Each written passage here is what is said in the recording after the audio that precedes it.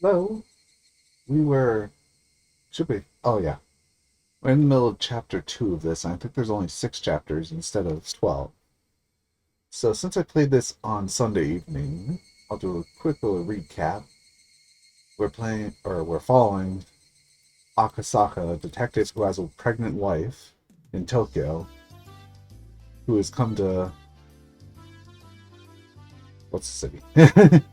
Hinamizawa, to investigate the kidnapping of the something of construction minister, which this is a few years in the past, and an assumption in the current times is that the Sonozaki family and clan did it. So we probably won't get a true answer, but we'll find out what happens here at least. Hi there, good afternoon. Sorry for being late. You're the tourist who phoned yesterday, right? Huh? Ah, yes. Sorry to keep you waiting. I'm running a little behind because of the farm. Hop right on in. Looks like the weather isn't going to hold up for much longer, so I'll show you around real quick. Huh? The weather? It changes fast around here. I'll probably be evening showers again today. If that happens, you won't be able to take any pictures. Come on, get in, get in. Me. Turning around, the girl was standing right behind me with an intrigued expression. Her body language somehow reminded me of a stray cat that followed you around after you played with it a little. So charming. Well, if it isn't Rika-chan. Praise be, praise be. Nipa! A girl named Rika with an immaculate smile, and an old man praising her while rubbing prayer beads in his hands.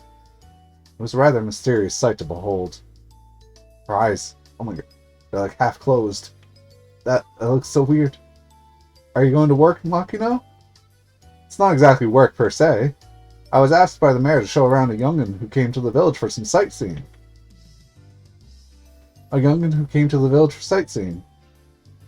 The girl, Rika-chan, said that with a smile as she clung onto my arm. Well, yeah, I heard that this village is surrounded by a precious nature reserve, so I very much wanted to record that with my camera. Very much. Even though I look like this, I really like to take pictures. Tomitake Mark II. Huh? Tomitake?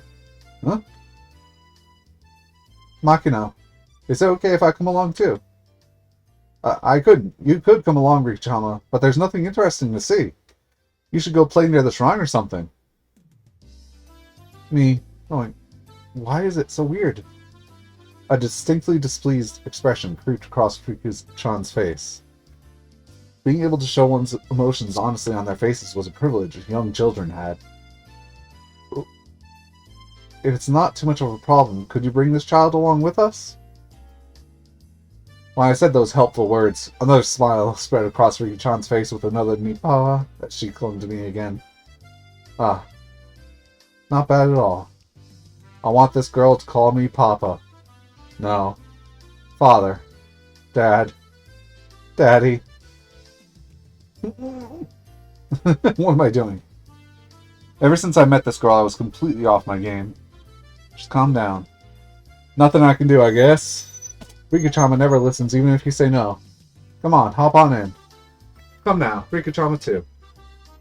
The old man descended from the driver's seat and opened up the sliding door of the van, which had Onikafuchi Alliance Town Council stenciled on the side. Be right back 1 second.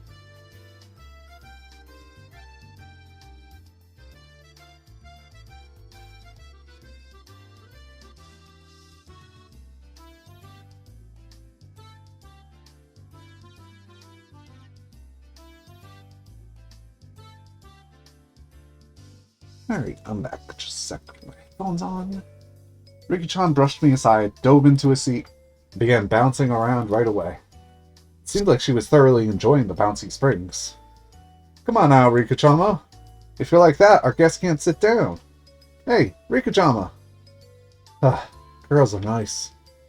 I wonder if my child will play around like this too. No. It was written... It was written in that guide to raising a child that you shouldn't dote on them. Kids are kids if you don't raise them strictly without spoiling them. It's soft and springy. Nipa. Nipa. I am definitely going to be a terrible father. It was decided that I would be a doting parent before my child was even born. Well then, sir, I'll show you around some places that I think look nice. Have you eaten lunch yet? Yeah. Had a light meal at the hotel. Is that so? Well then, let's get going. We're setting off on a tour of Hinamizawa. Yay! Is it alright if I call you Rika-chan? Sure. My name is Rika Furude. I can already do addition in the tens digit. Oh, is that true? That's amazing. I don't count on my fingers. I can do it all in my head. The way she insisted upon that was just too cute. At some point, the nervousness I had about being alone in enemy territory had evaporated like it was never there at all. I had to be at least a little thankful that I met this girl. Well then, let's get going. It's time for Hinamizawa nature watching. The old man stepped on the gas with a great deal of gusto.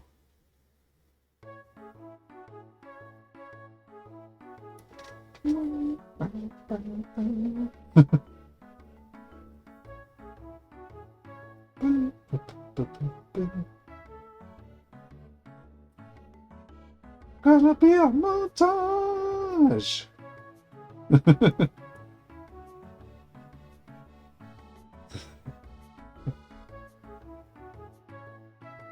I really practice these fade-ins and fade-outs. Do you like them? Do you like what you see? That one faded left. Oh, we got flashbang fading left.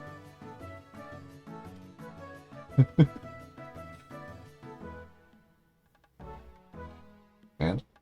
Oh.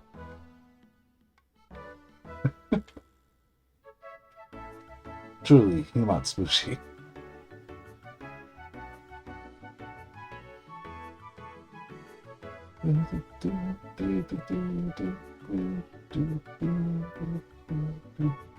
Well, they did make a lot of new backgrounds just for this, though, so... this is quite a bit of effort. The old man, who was apparently named Makino... Was he the same Makino that was listed as the auditor of the Onifuchi Defense Alliance? Showed me around places that were all breathtaking. Even though I wasn't really here for sightseeing, I couldn't help but be impressed. First of all, this was different from the simple scenery of a city. The scenery of a charming village like this, no matter how mundane it seemed to the villagers, had a tranquil appeal to it. At first, I was only releasing the shutter as part of my tourist act, but midway through, I found myself taking pictures out of pure interest. Tourist traps had their own unique allure to them, but there was nothing like that here. I was especially captivated by the unspoiled nature of the place. If there wasn't that whole uproar of the dam, I would want to bring Yukie with me here some other time. I wanted her to breathe in this fresh air, as well as show her this rejuvenating verdant scenery. Is something like this that interesting? You're a strange person, Akasaka. No, these cylindrical mailboxes are rare nowadays. They have a certain nostalgic air about them. You wouldn't happen to think they're elegant, would you? Is Hinamizawa fun? Yeah, it's fun. Once she's discharged from the hospital, I'd like to bring my wife here at least once. With the child that will be born by that time. Right now, she's in the hospital waiting to give birth. She's due any day now. It'd be nice if they're a cute girl like you. Sir, it seems like congratulations are soon to be in order. Still, that's not good. To leave your wife behind and play around in a place like this? I was momentarily at a loss for words. It was exactly how Makino said. There was no good reason for a man who was waiting for his wife to give birth to be playing around idly in this place. Did I slip up? Well. We had already planned this trip to Hinamizawa a long time ago. My wife's family is with her, so it's alright. If you had this planned so far in advance, then how come you didn't make the sign-up deadline for the nature watching? If you did, you could have toured around on a nice bus instead of being cramped up in here. It didn't seem as if Makino was actually digging for anything, but if the conversation continued any longer, it would put some unexpected holes in my cover. I halted the conversation by pretending to take another picture.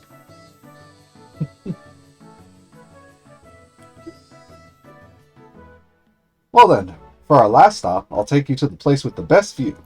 Is it the shrine? It was slightly before evening. The sun was still burning brightly, but a cool breeze had begun to mix itself into the air. It seemed my exploration of Hinamizawa with Rika-chan was just about done. The place with the best view? Well, Rika-chan, where else could it be but the view from around the shrine? Hearing that, Rika-chan smiled even more. Well then, I'll introduce you to my home, Akasaka. Huh? By Rika-chan's home, you mean, huh? The shrine. Furude Shrine. There's an observation platform. You can see some real pretty scenery. Furude Shrine. The girl who called Furude Shrine her home, Rika. If I remembered correctly, her full name was Rika Furude. And Furude was, that's right, one of the three families. Even if the Sonozaki family is said to hold all the actual power, it was still one of the old houses that held some authority. No, more important than that right now was Furude Shrine. If I remembered correctly, Oishi had told me. Within the grounds of the Furude Shrine, there were the offices of the Onigufuchi Defense Alliance. And since the land around Furude Shrine was private property, the police couldn't set that foot there heedlessly. Furude Shrine, where even Oishi couldn't simply set foot into, the main base of operations for the Onigufuchi Defense Alliance. I had been given the unexpected opportunity to enter there. I couldn't have asked for more. I'm looking forward to it. Please, if you would. Well then, let's get there quick. The weather seems to be getting a little iffy. The sky had suddenly become overcast. It wouldn't be odd if it started raining soon. The cicadas, as if trying to finish their daily allotment of chirps before the evening, cried out even more fervently. It's almost as if they changed their chirping based on the weather. And the temperature. Sort of like some kind of cricket.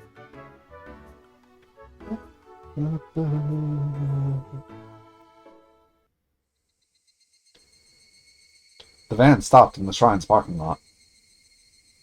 Also parked there were numerous other vans with loudspeakers mounted on top of them to act as makeshift propaganda vehicles. On the side of each vehicle were sprawled, "The dam project must be demolished. Defend our homeland to the last. No Yoshiro-sama's anger." Or a slogan of a similar kind. They gave me the feeling that even without using the loudspeakers, there was enough to overwhelm any onlookers. Vertical banners were erected in various places. The contents of those banners were similar. They were all objections against the dam, or crude insults towards the government. There were horizontal banners, placards, and so on and so forth. They proclaimed that without a doubt, this was the headquarters of the Onigufuchi Defense Alliance. For Rika-chan, however, this hectic place was also her home. We've arrived. I'm home. Rika-chan crawled over my lap and exited the vehicle first. Makino had noticed I was looking at protest banners. The shrine also has the offices of the anti-dam movement. For you, this probably brings back memories of the anti-security treaty conflicts back in the day. Student movements against government policies, movements that bordered on terrorist activity, were at one time commonplace, if only in order to garner global attention. Students holding out in lecture halls, brawling with the riot squads that charged in. It was an age where wasting one's youth like that was widely considered a road to glory. It was slightly before my time. I'm not really an activist or anything. I studied without incident and graduated without incident. I don't really agree with the violence or occupations they use to protest the government's policies. Oh? You have quite the nice opinion there. If you have an opinion on a policy, vote for the candidate who shares your view, or enter the political world yourself and assert your beliefs in a lawful manner. That is the foundation of democracy. I don't think that's something you should challenge with violence. For a young'un, you have some fine beliefs. I saw that feeling of respect reflected in Makino's gaze. At that moment, something tugged at my sleeve. I have no idea what Akasaka is saying. Rika-chan, feeling like she was the only one who didn't understand the conversation, had a look of displeasure on her face. That expression was so charming, I had to keep myself from grinning like an idiot. It's often said that a father wants to spoil his daughter rotten. I think I understood that feeling very well. Sorry. It was a little bit hard for Rika-chan to understand, wasn't it? Japan is a peaceful country, so you have to argue your point in a peaceful manner. You shouldn't resort to violence, in other words. No matter how much I explained, a girl who was just boasting about being able to carry digits over when adding things probably wouldn't understand. It probably wasn't something to talk about in front of Rika-chan anyway. So then, Akasaka, how do you think we should keep our village from being flooded by the dam? Even if I regretted my careless words, it was too late now. That's a nice stern face on her. Here I was at the main headquarters of an organization telling them their way of doing things was illegal. Preaching that violence was not the answer. A complicated feeling had mixed itself in with the respect in Makino's gaze. It was then I finally realized. It wasn't that simple. There wasn't a soul who would argue that what I was saying wasn't correct. Using violence to get one's way was something that everybody knew you shouldn't be proud of. However, right now, Hinamizawa was in a predicament that couldn't be overcome with peaceful means alone. The legality of the Hinamizawa Dam project, through the efforts of the various propaganda campaigns enacted by the Onigafuchi Defense Alliance, was being called into question. If they further strengthened their campaign, they might be able to suspend or change the construction plans. But that was at the most just a possibility. If the government proceeded with the construction as planned, it wouldn't be long before this place was at the bottom of the lake. If it wasn't for the unrestrained resistance of the residents of Hinamizawa, this place might already have been underwater. We can't live anywhere else other than here. We can't live in the city. The words of this remarkably young girl were all too accurate, carrying with them the screams of the hearts and minds of the residents of Hinamizawa. Of course, there was nothing I could say to respond to that. I could only respond to Makino and Rika-chan's heavy words with silence. I'm sorry. This isn't a problem that an outsider should lightly just poke their nose into, is it? I apologize. Makino, unsure of how to reply for a while, could only laugh pointlessly.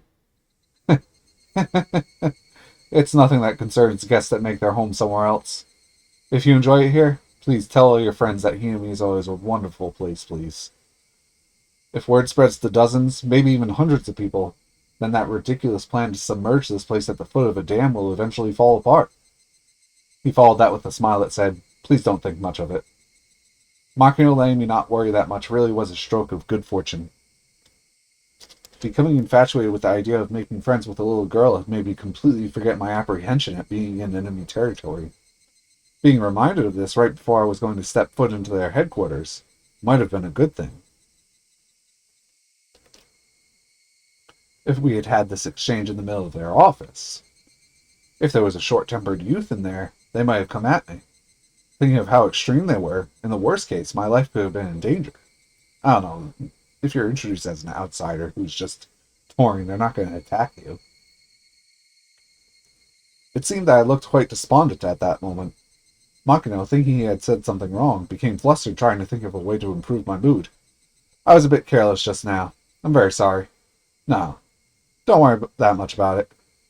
The sights you showed me around the village were all beautiful, wonderful places. I really do want to come here one more time. If this beautiful village is going to be submerged at the bottom of the lake, I can understand why you would fight so desperately.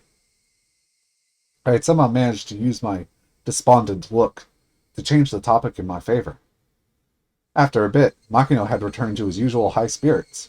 It seemed he believed I completely sympathized with his point of view. Now, let's leave the talk at that for now. There's a place around here with a really great view. Let's go, Akasaka. Rika-chan, seemingly happy to be free from all the boring and gloomy adult talk, bounded up the stone steps. There was no real need to run, but in order to catch up with her, I also darted up the steps.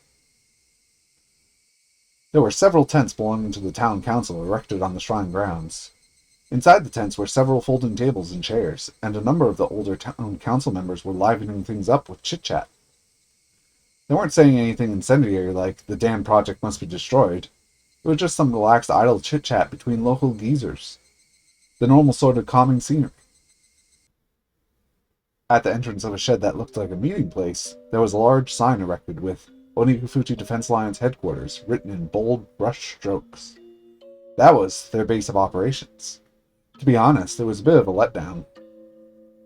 If you asked what I had been imagining, tanks and helicopters. This is a bit embarrassing, but I'd have thought it would be something much more dramatic, with barbed wire fences and barricades. My first impression of the place, though, was completely different from that. It looked like a simple backwater town hall. It didn't look like anything other than exactly that. The old folks who were chatting had noticed Rika-chan's presence. Well, isn't it Rika-chama? It's time for little kids to head on home. This is my home. The old fox guffawed, since she wasn't wrong. From that exchange, I could tell that this Rika Furuta girl was loved by everybody. Makino-san, who's that? The tourist who phoned? That's right. This is the mayor of Hinamizawa, Mayor Kimiyoshi. He smiled brightly, but there was no mistaking who would be scary if he got angry. By the looks of things, this old man was the president of the Onifuji Defense Alliance, none other than Kiichiro Kimiyoshi himself. Welcome to Hinamizawa. What do you think? It's a quiet and relaxing place, isn't it? Yeah. I was able to appreciate a multitude of beautiful places throughout the whole day. I'm thankful for being granted this rare opportunity. Even though you're one of those young'uns, you're quite the gentleman. Kiichiro, I want to show Akasaka a cool place. Thinking that the formalities between myself and the mayor had gone on for too long, Rika-chan butted into the conversation. For her to call the mayor by his first name, I felt it was a little strange, but none of the villagers seemed to mind. A girl of the Furuta household, one of the 3 families. She was probably different than the average villager. Akasaka over here. Rika-chan tugged at my sleeve. Not resisting, I allowed myself to pulled over, and waiting for me was a magnificent view. Man, whoever did this chapter really messed up a few times. This is amazing. It was an observation deck that looked down on the village. They, knowing that this was the best view in the entire village, kept quiet as I stood there awestruck. This is the telescreen, and it has that little purple thing there. I was holding a camera, but had completely forgotten to even glance through the viewfinder. This view, no matter what kind of film it was printed on, it wouldn't be able to show everything. If there was a way to explain it, it would only be what I would be able to put into words. It was just such a breathtakingly spectacular view that I struggled to find a comparison. For a while I was left awestruck. I could only stand there and wonder. A cool breeze helped abate the heat rushing through my body. That comfortable sensation also left me speechless. Rika-chan, who had been holding onto my sleeve the entire time, spoke. This is my favorite spot. As she said that, she showed me another adorable smile. That smile seemed very fleeting. If you ask why, that was because the view from her favorite spot would eventually be submerged under the deep green waters of the dam reservoir. I just can't believe that this village is going to end up at the bottom of a lake. I said it quietly so that only Rika-chan could hear it. I regretted it as soon as I did. Those words were all too cruel. However, Rika-chan didn't let them cast a cloud on her expression. In fact, she replied with a smile. It won't sink. The dam project will definitely go away. It was just like a little girl to say something like that. There was no basis for her saying so. It was just her wish. Akasaka, do you think this village will be submerged? It's not that I want it to be. I knew how important the dam was. I knew that it was necessary. I just didn't want to recognize the sacrifices that would be made. I agreed with the project in general, but couldn't agree with some of the details. But if it meant that this girl's beloved scenery wouldn't be taken away from her, I might be able to object to the dam. I might be able to ignore the interests of the nation, the development of Japan, all for the sake of one girl's smile. I'm not really much of a humanist, but how sentimental of me. It won't be submerged, because the dam project will soon go away. Her words weren't just hopes and dreams, but were seasoned with a hint of resolve. As if she was talking about an unchangeably predetermined outcome. As surely as the sun rising in the east. It'll be gone soon? Wanting to ask her why she believed that, I turned around. Yes, it'll be gone. What makes you say that? Well, you see? She seemed to want to answer, but as though unable to find the right words, she swallowed back what she was about to say. Regardless of what Akasaka does, the dam project will end this year. It's already been decided. That was a lie. If something like that had already been decided, then the Onigafuchi defense lines would have no reason to continue existing. From my point of view, it was like they were doing nothing more than throwing themselves into an endless battle. If they knew the dam project was cancelled, it would feel much more relaxed around here. This village, though, could hardly be called relaxed. For evidence of that, I just had to remember how charged the atmosphere was at the checkpoint, or at the bus stop. The villagers, with their misplaced resolve, were still fighting. And this girl, even knowing the villagers' grim resolve, had already declared their victory. The villagers throwing themselves into this endless war, and this optimistic girl who said they had already won. That contrast was somehow strange. Why do you think that? If you know something that makes you that confident, could you tell me? Rika-chan stayed silent for a while, seemingly choosing what to say. Because? She looked like she was lost on whether she should continue or not. As if she was troubled on whether it was okay for her to say it. That kind of expression. It's already been decided. There's no other way to say it. It's already been decided, huh? It really is just like a little girl to say something like that. I couldn't believe it was actually true. She was the only one saying such things with such confidence.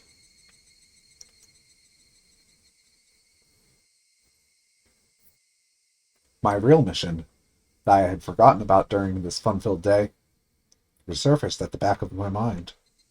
The kidnapping of the minister's grandson. Had the Onigafuchi defense lines kidnapped the minister's grandson and already succeeded in negotiating the cancellation of the dam project? Did Kimiyoshi actually already know that and was just playing dumb?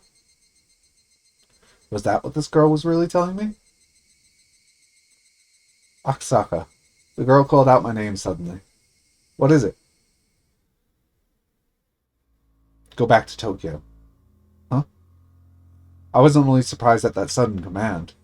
Ever since I came to this village, I had never once mentioned I was from Tokyo. Well, based on my accent, she might have been able to guess where I was from. What was I getting so worked up over? It was probably the sudden and complete change in her demeanor. You should definitely go back to Tokyo right away. If not, you will woefully regret it. The girl had been holding my sleeve the entire time. She'd been tugging at my sleeve since hurriedly dragging me over to show me this wonderful view. But this was the adorable Rika-chan who I'd spent the entire day with. There was no way she could have been replaced with a doppelganger when I wasn't looking. She had been holding onto my sleeve this entire time. Somehow this girl was someone other than Rika-chan. She looked like Rika-chan, but she wasn't. She was some girl I had never met before. That girl had told me in an indifferent voice that I would eventually regret coming to this village from the bottom of my heart. That would be an incredibly pathetic thing to say. So I thought I'd warn you right now. What? Would I come to regret it? Stop whining. I couldn't believe that I was hearing such cold words coming from Rika-chan's mouth. I just couldn't believe it. Was somebody impersonating her? Using ventriloquism or something? Thinking that, I wanted to take a look around, but the girl's gaze had me pinned down, making me unable to move. When you tried crossing the road when the "Don't Walk" sign was up, did your parents finish explaining why it was dangerous before pulling you back to the sidewalk? They'd pull you back right away, wouldn't they? They'd pull you back before explaining why it was dangerous, wouldn't they? In other words, it's something like that. The girl I had spent time with, Rika Furude, would not speak like that. She would speak with a cuteness befitting her age, with brief, childish remarks, expressing her emotions honestly. She definitely wouldn't speak with such pointed words. I've warned you. Don't get the wrong idea. It's not like I'm saying this because I hate you. You don't need to tell somebody who's better off dead that they're in danger. Who are you? You're not Rika-chan. Hmm?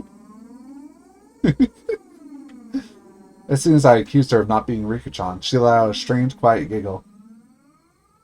It was a laugh not befitting a child of her age. It was like she was possessed by something. Her change was just that total and complete. Was Rika-chan being attacked by some terrifying phenomenon? That cult idea came to my mind without any sort of hesitation. Rika-chan is acting strange. Somebody, help! Thinking that I'd yelled at, I turned to where the mayor was. I immediately realized he was looking at us with a smile. That's right, to him, it looked like nothing more than me and Rika-chan fooling around. He didn't notice that there was something terrifying happening to her. Akasaka is such a coward. The girl had obviously grasped that I was afraid.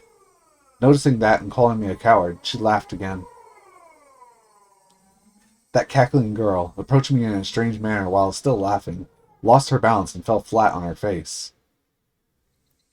Rika-chan fell down. If it was just a while before, I would have extended a hand to help her up without hesitation. But now, extending a hand to this ominous girl who looked like Rika-chan but wasn't, required a bit more courage than I had at the moment. Me. The girl cried out thus. She then squirmed upright and dusted herself off. Afterwards, she looked around restlessly as a blank expression crept across her face. You've got to be kidding me. Was she making fun of me? That way of acting. It was as though, after being possessed by something, she had lost her memories of what happened. You're joking, right? Rika-chan? Me? I don't know if Rika-chan had heard me or not. She just cried out like that, as if questioning herself. Hey, mister! Rika-chan too! Tea's ready! There's some snacks too, so please come and have some. An old lady wearing a smock was waving energetically from the entrance of the office. Hearing that there were snacks, Rika-chan's expression changed. Yay! A carefree smile.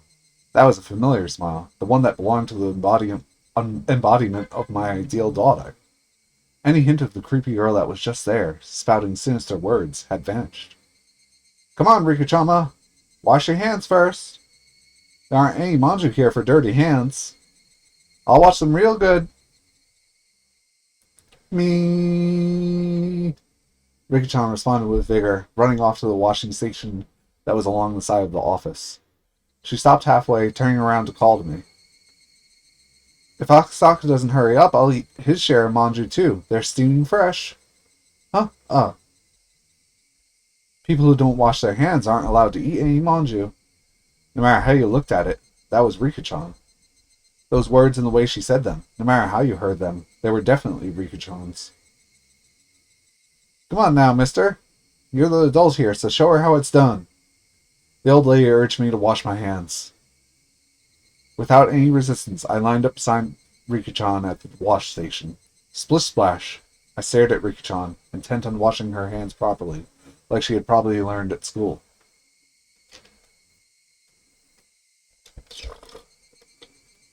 Me? Did I do something wrong? Huh? Not wrong, you mean? How I'm washing my hands. I only got 4 gold stickers for it. I'm probably bad at washing my hands. You're not doing anything wrong. If you're washing them that carefully, that's more than enough. But it's not, Akasaka. If you don't use a brush and clean out the dirt underneath your fingernails, you won't get a gold sticker.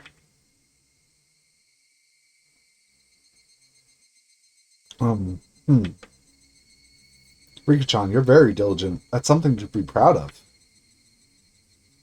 Nippon! I was praised by Akasaka. No matter how you looked at it, it was Rika-chan. There was no trace of that girl from before. Exactly what was that sinister girl?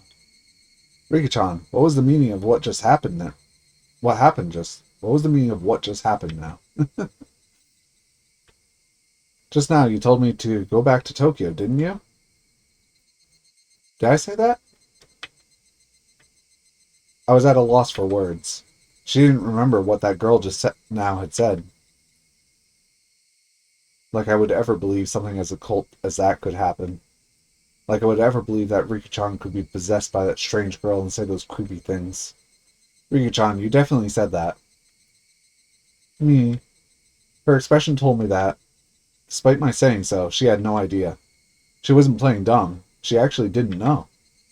Exactly what was that just now? Just as Rika-chan had, I let a look of confusion creep across my face. The two of us, both looking like we had no idea what was going on, must have certainly been a humorous sight to behold. While partaking of tea and snacks, I was shown a propaganda film shot by the Defense Alliance that highlighted their resistance efforts. Older folks talked passionately on how long and grueling the fight against the dam was, but they fell on deaf ears. I was transfixed by Rika-chan, who had heard these stories countless times before, and was nodding off. Eventually, Rika-chan noticed I was staring at her and smiled as she rubbed her eyes. That smile was Rika-chan's after all. There was no hint of that sinister shadow. After that, my unreasonable fear of Rika-chan lessened with the passing of time, but I could by no means forget what had happened. It eventually grew dark. The mayor said that they had prepared dinner, but I said I would come again tomorrow and took my leave. I had to return to the hotel and file my regular report with the section chief. I see. Well then, please come again tomorrow. If you phone, we'll send somebody to pick you up right away. I appreciate your hospitality. I'll probably come again and enjoy myself tomorrow. Yes, please do. Seems that Rika-chan has taken a pretty big liking to you. Akasaka, are you coming again tomorrow? I finish after 5th period, so if you could come around at around 3 o'clock, that would make me happy. Please come again. That pure smile urged me to do so. There wasn't a trace of that evil aura. I forgot about something. That. Okay. Depending on what happened next, all that might end up as nothing more other than my hallucination. Thinking about it logically, if the daughter of the Furude household, one of the 3 families, had taken a liking to me, then this was a strong foothold for my investigation from here on out. It was like a free ticket for a reason to visit Hinamizawa. If only I could treat that little incident as a figment of my imagination, then having this girl who was the embodiment of my ideal daughter grow so attached to me wasn't bad either. I had successfully dove into the belly of the Onigafuchi defense lines and had the mayor as well as other important members of the alliance welcome me with open arms. This was a great turn of events. However, I still felt uneasy. Getting back to the hotel, I forced down an almost painfully cold beer until I could clear my mind. The shock from that incomprehensibly strange incident continued to torment me. Water time? Yes.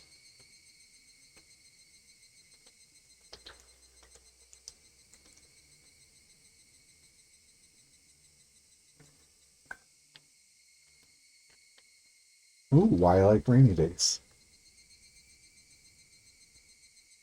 Any new tips?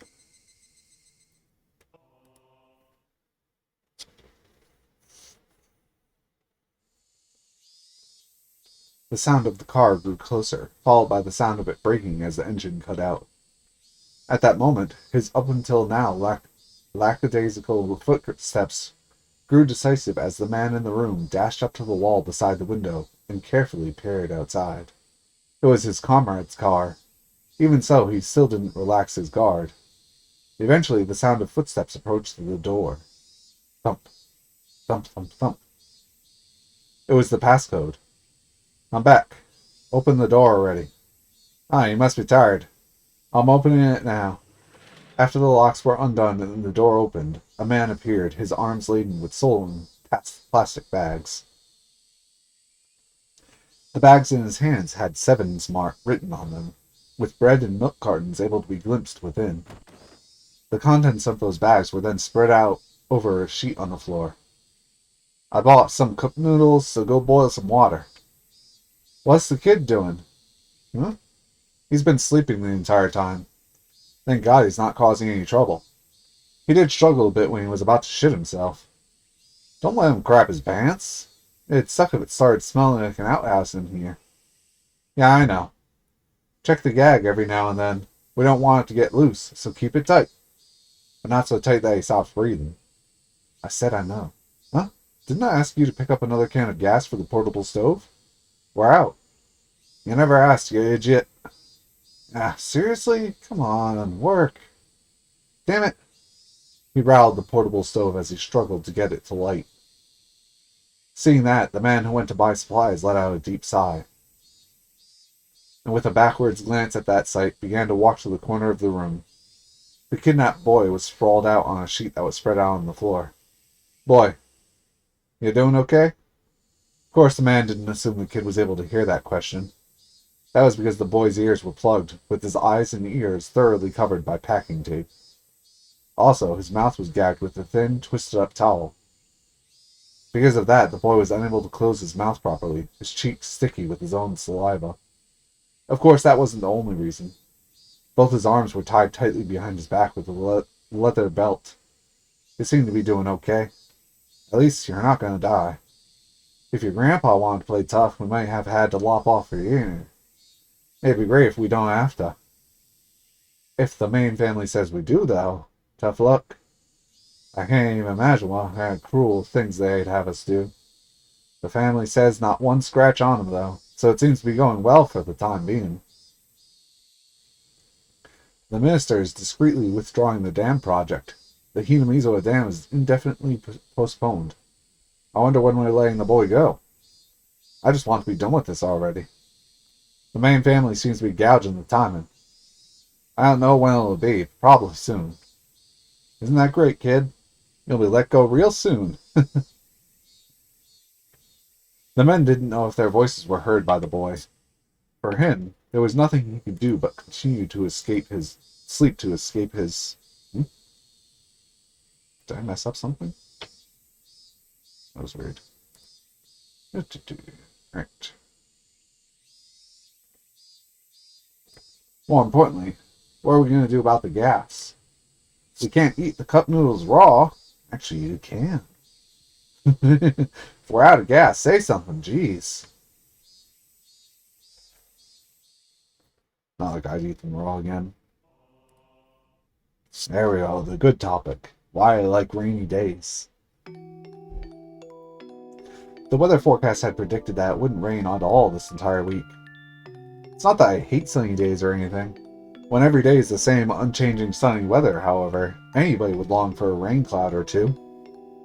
If it's simply clear skies for a week, a month, a year, anybody would long for a rain cloud or two. The weather specialist said that they had carefully scrutinized a large quantity of past data, so it wouldn't be so likely for the forecast to be wrong. I knew as much. But even then, there was occasionally a day where I was hoping that it would be wrong, as I stared up into the clear blue sky. Was I being mischievous in hoping so? I waited and waited, feeling almost suffocated by the boring blue sky undisturbed by a single cloud. If you could die from that suffocating feeling, then the population of Earth probably wouldn't have increased to this point.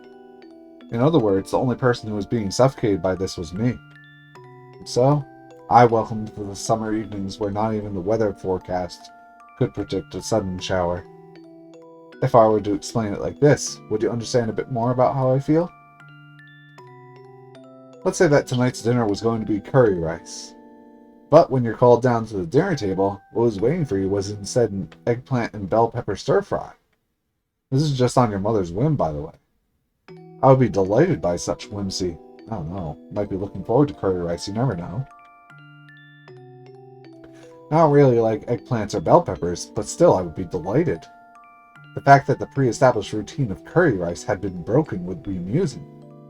If tonight was repeated 100 times, and 100 times you had to eat curry rice, yet for just this one night, that was changed to an eggplant and bell pepper stir-fry. There's no way you couldn't enjoy that chance happening. I hate pre-established routines. I really hate when things are all decided beforehand. I have no love for boredom. I always get my hopes up that something today will be different from yesterday, no matter how trivial. It's been decided that this entire week starting today was going to be clear skies. The weather forecast decided upon it, so the god of weather must also feel obliged to do so. But who's to say that a rain cloud might not just show up one day on a whim? It's something that nobody can say for sure, because that thought remains in this world, a creature such as myself can continue living without being suffocated. Tomorrow will probably be a hot and clear day. However, I'm the only one that knows that predetermined fate, even with but a slim 1% chance, sometimes changes. Hoping for that 1%, I hung up upside-down weather charms on my sunlit bistros. In the end, I spend my days waiting for those unexpected things in life to happen. I pondered why I was hoping for it. Why was I hoping for a rain cloud? The answer was simple. I've had my fill of clear skies. Then why was I hoping for a rain cloud? The answer was simple. The fact that it was going to be sunny tomorrow was boring. So why was I hoping for a rain cloud? In the end, it doesn't really matter whether it rains or shines tomorrow. Basically, it was just that the rain would water my heart, which was withered from boredom. That's why, rather than a TV drama where the plot's already been decided, I prefer to look up at the sky.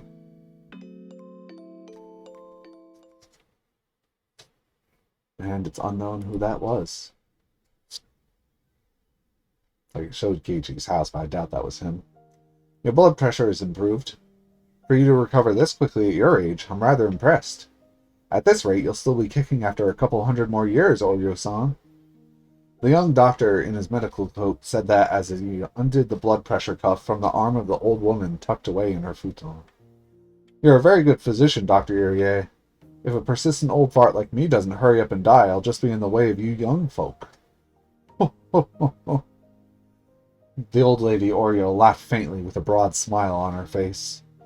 Then, turning towards the sliding door, she called out in a strong voice, Is Shimiko-san or Taiko-san there? Bring some tea for Dr. Irie. The sound of rushed footsteps from the hallway drew closer, until finally the door slid smoothly open. What it revealed was a young girl. It looked like the old lady's granddaughter. Shimiko-san already left for the day. Do you need something? Mion, make some barley tea for Dr. Irie. Okay, got it. Did you want some too, Granny? Or would black tea be better? Want lots of milk and sugar? I'll measure it out myself, so you don't have to put any in. Just bring the sugar jar and some milk when you bring the tea. KK. The girl named Mion, after giving a rather uninterested response to her taskmaster of a grandmother, returned to the hallway. Pour the doctor's tea in the cups for the guests. Make sure you bring a coaster, too. Also, make sure to dry the outside of the glass, okay? Yeah, you're such a fussy pants. A tired voice wafted a reply from down the hallway. The apathetic tone of voice was far from unusual. The old lady let a wry smile slip across her face as she chided the girl. Geez, that girl just won't learn. Nothing I ever scold her about sticks. Now, Oryo-san, you don't have to say that. Mion-chan is doing her best in her own way, even though she's so young. Her mother was the same way, couldn't teach her anything. The apple doesn't fall far from the tree. So her mother's mother must be exactly the same, no? The old lady burst out laughing. Her expression showed she hadn't taken the comment the wrong way. Dr. Irie, I'm sorry, but could you open the doors for me? It seems there's a nice cool breeze outside. The cool chirping of the Higurashi had at some point started leaking through the gap in the doorway. Irie stood up and opened the door a bit. A refreshing breeze pushed the stale air that had built up in the room. It's gotten fairly hot during the day, but the evenings are still rather cool, aren't they? It was almost downright chilly last night. Yeah, those types of mornings and evenings are another one of Hinuizawa's fine points. Irie replied with a smile as he returned to sit on the cushion beside the old lady. And then the two of them, for a little while, soaked in the voice of the Higurashi. Sneeze coming.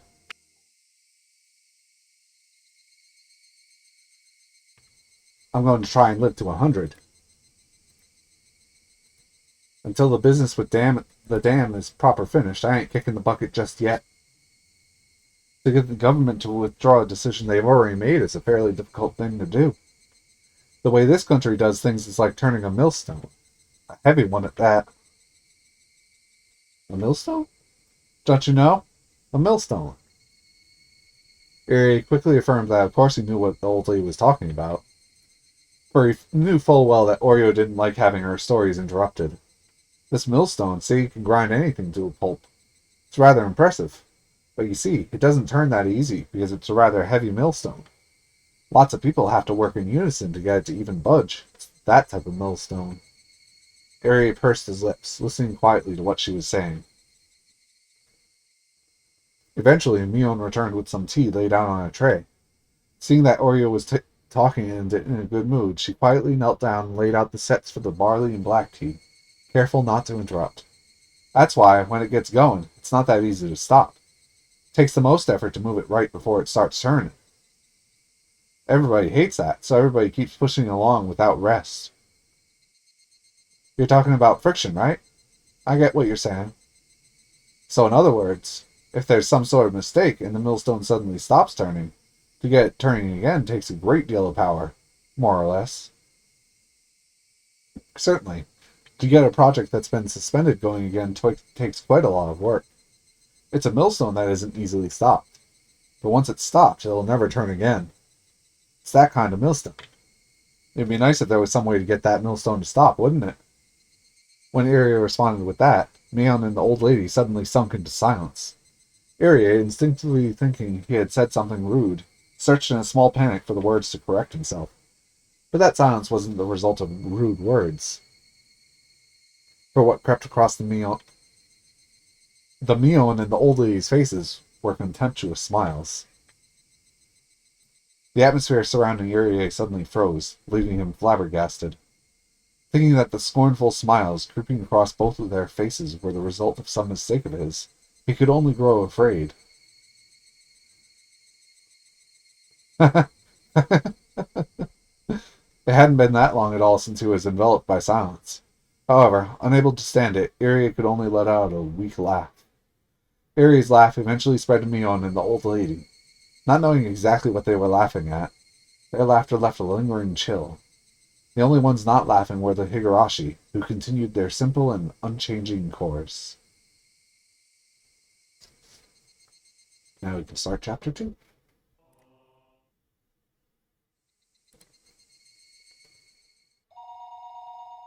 Or chapter 3, I mean. The phone suddenly rang. Quick little save, just to be safe. I woke up in a hurry. The clock read 9 p.m. Damn it! I slept past the time I was supposed to give to report in. I picked up the receiver. Akusaka-sama, you have a call from an outside line. Shall I connect you? It's from a coworker named Kano-sama. I knew it. I didn't call in, so they had phoned me. Sorry, please put them through. Understood. I'll connect you, so please hang up the receiver for the time being. After I had put down the receiver for a few seconds, the phone began to ring again.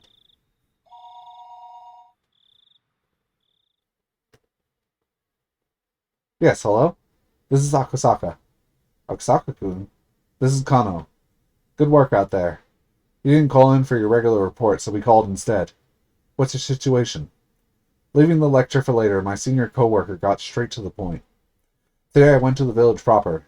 Under the guise of a tourist, I managed to establish contact with the mayor and several other core members of the Defense Alliance.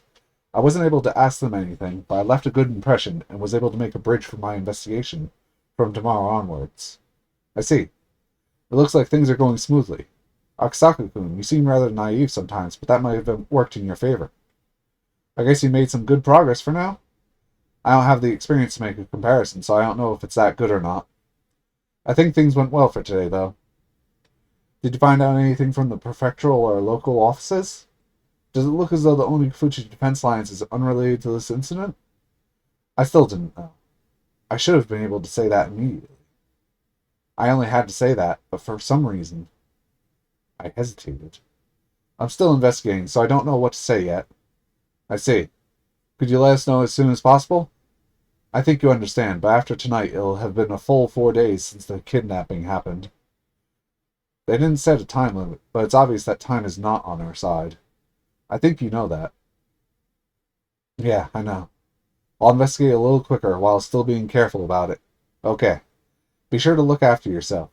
You're dealing with a violent organization here. It might be dangerous to let your guard down. If you feel that you're in any danger, contact me immediately. In that case, I can get the local public safety office prepared to help you. Thank you. I'll do my best. Anything else to report? I reported several bits of supplementary information, and at the very end, I decided to ask, how's the investigation going on your end? Everybody's doing their best here, but we're not making much progress. After all, the number of organizations we're investigating is vast. So if you find out the one you're investigating is in the clear, we'll have you return to Tokyo to assist some of the other officers. The chief is saying to dig up what you can on Onigufuji, but I don't think a residential anti-dam protest group has any relation to the incident at hand. Sending somebody out just to investigate a single group makes me cringe, really. Sorta cringe, bro. At this point, he was just complaining. He was telling me to stop taking time enjoying my trip, to finish up and get back quick. I'll try and resolve this as soon as I can. Thanks, I'm counting on you. Well then, if there's nothing else, I'm hanging up. Okay, that's all I have. As we were ending our call, he scolded me thoroughly for being late with my regular report. After that, I hung up the phone and sprawled out on the bed. Come to think of it, I hadn't heard anything from Oishi. He was supposed to contact me about a time and place to meet with the informant tonight. I thought about getting angry with Oishi in retaliation for being scolded for forgetting my daily report. Come to think of it, though, Oishi didn't really say anything other than that he was going to call tonight. Waiting for a phone call when you didn't know what time it was going to come was in itself rather difficult. There it is. Just when I thought that, the phone rang. I picked up the receiver in a hurry. Hello? Well, this is a surprise. Akusaka-san, you're pretty quick to answer the phone. Are you a regular user of dating chat lines or something? Yakuza 0. I would never even try something seedy like that. That's how I met my wife. The way you overact is rather interesting. Want to go to a place where you can have a little bit of lewd fun? I'll pass, so can you please get to the point, Uishi-san? Really? Too bad, we'll leave that for next time then. Well, I'll get to the point. Many of the executives in the Onigufuji defense lines had a lot of sway in the neighboring regions. Even in Okonomiya, there were a lot of people with relations in the village. That's why meeting in the Shishiboni market district, far from Okonomiya, was a matter of course. Akusaka-san, over here. Did you get a little lost? Coming from the north entrance might have been a bit of a detour, but it was easier to give directions from there. No, I'm sorry for being late. Did you eat dinner already? Yeah, I already did. Well then, shall we go to a place where we can get a drink? Do you prefer Western alcohol? Or maybe sake? Would you prefer a place with or without women? Don't worry about it. I don't drink while I'm on the job. Hearing that, the man that Oishi had brought along bent backwards as he guffawed, slapping Oishi on the shoulder. See? Isn't he just adorable? In exchange, can you give him a bit extra? That money all came from this guy's wallet, you know? The man that Oishi had brought seemed almost like a ticket scalper or a bookie. Even his appearance was dubious. The informant grinned deviously. Hey boy, how much did you give this guy? It looks like that quite was a bit skimmed off the top. I feel like they switch words quite often in translation, like quite and was could be switched here and it'd read much better off the tongue.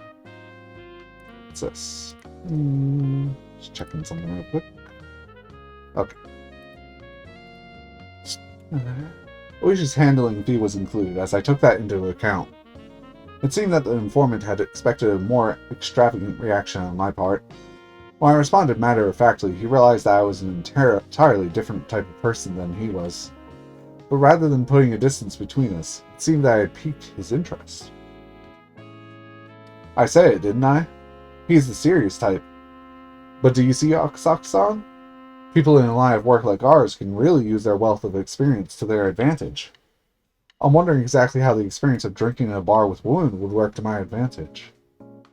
The informant, unable to contain himself, clutched at his stomach as he guffawed, heedless of the people watching. Oh lordy. Akusaka-san, you really can judge people. That's what an education does for you. Oishi-san, you've been drinking somewhere, haven't you? Are you drunk? What's wrong with drinking when I am off duty? Even if you're working, I'm not. Oishi was the sort that I'd fool around to begin with, was in such a good mood I couldn't figure out a way to deal with him. Completely different than me, who had come worried about getting every bit of information I could. Oishi-san, After taking so much money, you were supposed to get me information worth at least as much. I thought this, but then realized I was getting my information from the informant, so it didn't matter how drunk Oishi was. It was nothing I could complain about, but I still felt slightly riled up. Oishi and the informant, it was no doubt a fake name, but he introduced himself as Sato, led the way deeper and deeper into the back streets of the market district. Even though the market was bustling, a couple of turns off the main street and you were in a desolate that S is throwing me off. A desolate alleyway. Oishi started climbing a set of stairs on the side of a seedy building. There wasn't any sort of signage, so I couldn't tell if the place was open, or if it was even a store at all. Don't worry. This isn't a dubious place. Those words coming from Oishi's mouth had absolutely no credibility. Beyond the door was, thankfully, a typical mahjong parlor. I was relieved it wasn't the sort of suspicious place I had to be on my guard about. Welcome, welcome! Oh, Oishi-san, it's been a while. Want to join in? There'll be a free spot soon. No, I'm here with the group today, so it's fine. Oh, sorry to keep you waiting. Mahjong is a game played with 4 people. It seems that a middle-aged man who was going to be our 4th had already arrived, and was waiting for us. You're late, Corrado. I was just thinking of going home. Oishi made an excuse for why we had taken so long. Eventually, realizing that I was a new face, the other man grew interested. That's Akusaka-san. He's a rookie who came all the way from Tokyo on assignment. They have high hopes for him. Boy, can you play Mahjong? Well, I played a bit when I was still a student. Sato and the old man cackled in unison. Their plot to sucker me out of my money was painfully obvious. I thought you'd be a bit tired from your assignment, leaving you on edge all the time. So I thought I'd give you a night to cleanse your spirit. I know asking this now might be stupid, but we're betting money on this, aren't we? Well, you see, just a little. It's just a little for funsies. But it doesn't matter who loses, because after this, we're using that money to go play at a very nice place. Go and play? At what kind of place would you be doing that? Without reservation, the 3 of them started suggesting places like cabarets, high-class clubs, and even brothels. At the very least, they were the type of places that you couldn't go to with money that was just for funsies. Oishi-san took all my money the other day. I also have work to do, so I can't stay for long. Then all you have to do is win. If you win, then you can use that money to pay for this table, and you can talk to Corrado about work or whatever. No matter what happened, it seemed like they were intent on playing Mahjong for free. I would have to fasten my resolve a bit. If I was going to be underestimated like this forever, it was going to get in the way of my work. I understand, and I'll play with you guys for just a bit. If I win, you guys don't get any of the money or get to go to any of those dirty places, and we talk about work right away. Yeah, bring it on. If I win, we're headed straight to the Blue Mermaid on Flower Road. Oh, that place where the girls dress up in gym clothes and maid uniforms? This old lech here likes that place too. Of course, we're going to hop between all the places where they keep the girls coming. Slurp, slurp, slurp.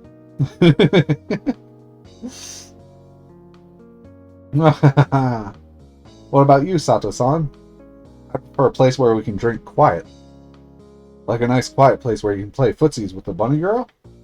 The last time we went drinking, you pulled the tail right off that bunny girl, didn't you? Didn't you end up having to pay for that? The owner ended up charging what he called a tailoring fee. What a lively table this was. I could tell that other customers were glaring at us while we loudly continued our crude conversation. Speaking of which, the fact that they assumed I was the same was a bit disheartening. Oishi had taken all the money I had brought, so everything I had left was out of my own pocket. In addition, there wasn't that much left of that either. If I kept on hanging around him like this, through his goading, my wallet would disappear into the night. I had to somehow win and return the conversation to my job. But these people, no matter how you looked at it, were pretty good. Sorry, Yukie. Well then, I'll just call Richie here. Well, the old man and Sato-san probably won't fall for this silly Riichi. I wonder if Akasaka-kun will spit out what I need. At any rate, Corrado's hand is probably holding something like that, huh? In that case, this one's ought to go through there. There! Oh-ho! The old man's pretty good. He's quietly trying to use one of my safe tiles to complete his hand, isn't he? It seems that Akasaka-kun has at least learned the ropes when it comes to guarding against someone's Riichi. But that will be his downfall. What's wrong, boy? Would you hurry up and discard? If you're not sure, anything that Corrado's already thrown away should be safe, no? Oh, Akasaka-kun's really fretting over this one. It was glaringly obvious that he had a safe tile to discard, but he didn't want to throw it away because it would move him farther from completing his hand. They're so nice when they're young and innocent. Come on, hurry up and throw out the kicker. If he gave me the winning tile, we'd be headed to an establishment where I could do with all sorts of licking and sucking. If he gives the old man his winning tile, we'd be headed straight to the place with maids and bloomers. This will go through, right? He looked up as he hesitantly threw out a tile that was, oh, too bad. Hey now, that's a dangerous tile, you know. Corrado, does that go through? Yeah, it will. It seems this time you were lucky. But as long as the round kept going, I could still win off the draw.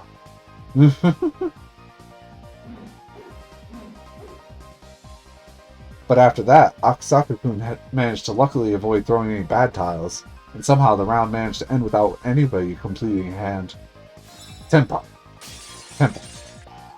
None.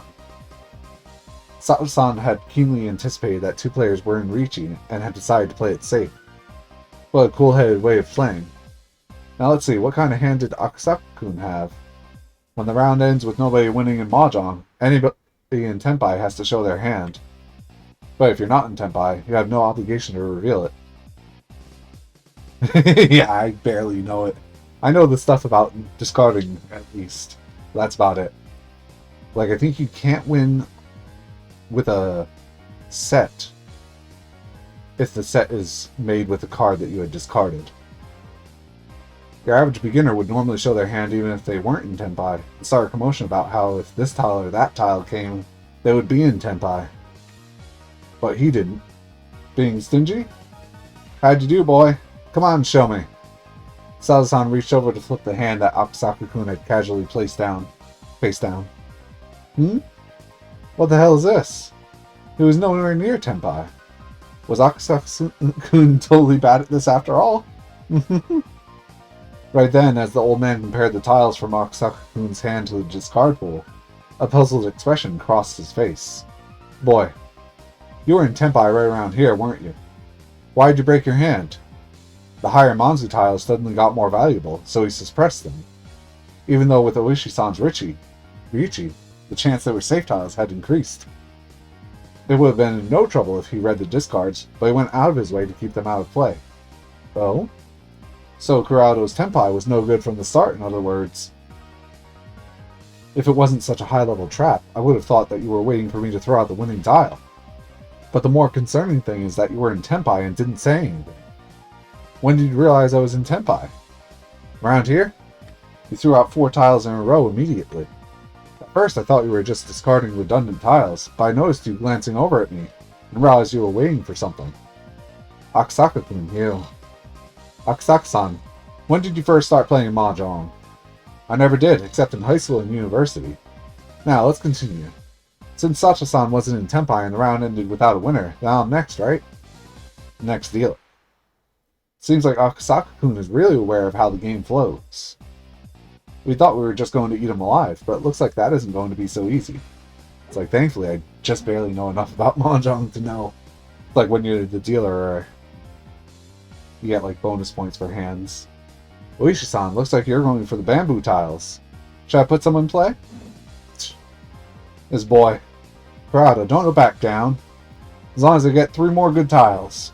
Sato-san, think you can do it? Damn it. I'll just force you to go for a cheap Tanyo. Cheap? A straight? Well, sorry, I'm going to pawn that tile. Whoa now, going to call 3 of a kind after he declared a straight? Trying to override and interfere?